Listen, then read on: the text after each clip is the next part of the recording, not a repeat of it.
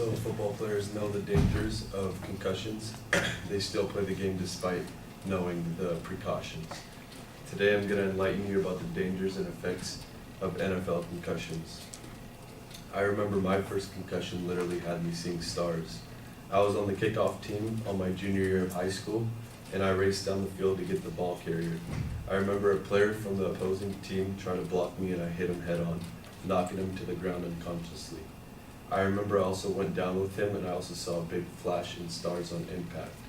I told my coach what had happened, and he pulled me from the game. I started throwing up the same night and was benched a couple weeks due to the injury. The doctor told me if I had another concussion that it will most likely be the end of my career.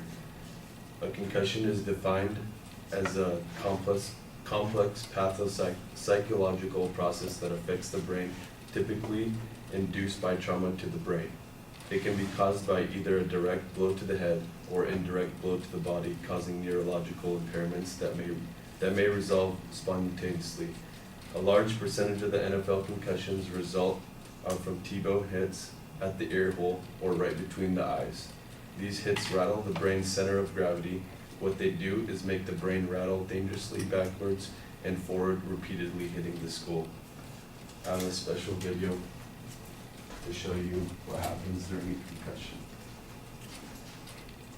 Ohio Health neurologist Dr. Jeffrey Eubank showed us what happens when your brain is concussed, using a jar filled with water and an orange.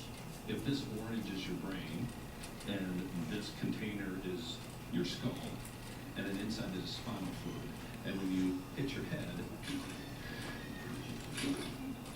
the brain bounces up against the skull. So your brain literally is in this fluid, and knocking your head, it knocks against something.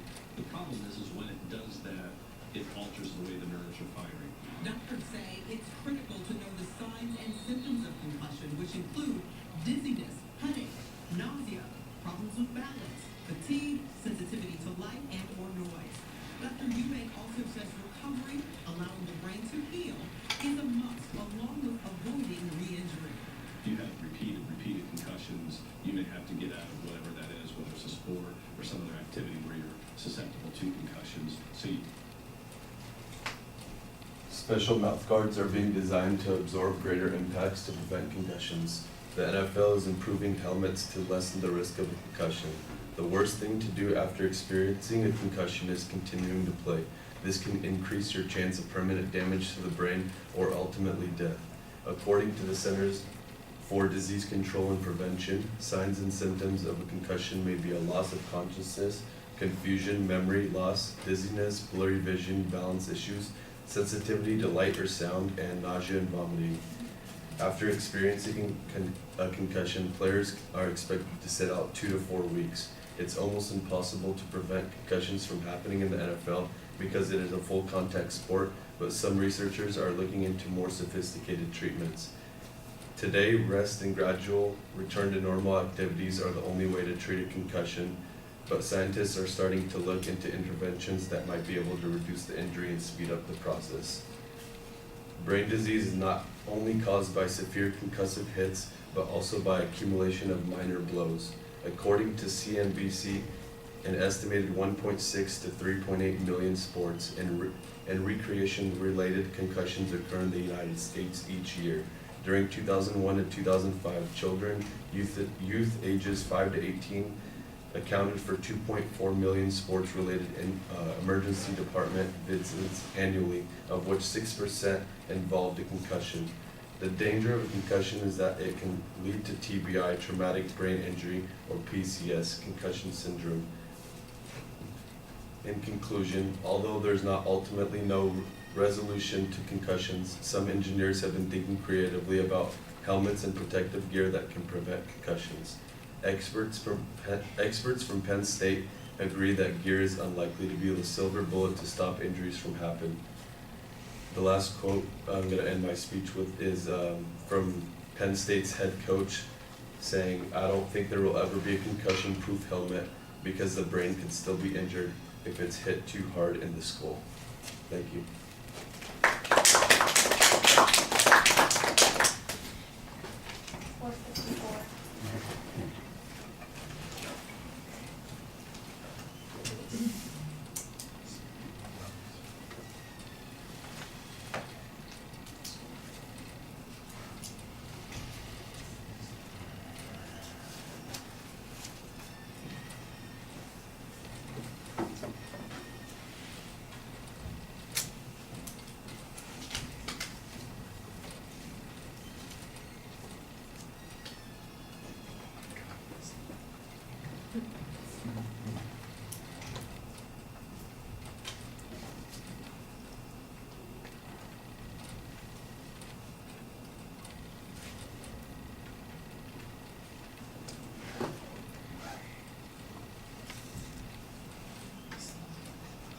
All right, Tatiana, what did you think?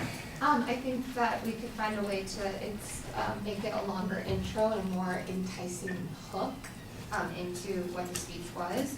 I think the thesis statement was clear and what he was going to talk about. And I enjoyed the personal experience story of him when he had a concussion, but I would say try not to use the cards when you're talking about yourself or telling a personal story.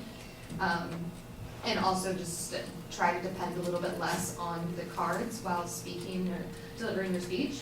I think that instead of the video, maybe you could have shown the orange example that was in the video in person to make it a little bit more personable. And I would say to avoid what you said before you said the last quote, which you said the last quote I'm going to end my speech with is, instead I think it would just be an easier transition to have just, finished with that quote instead of, yeah. Okay.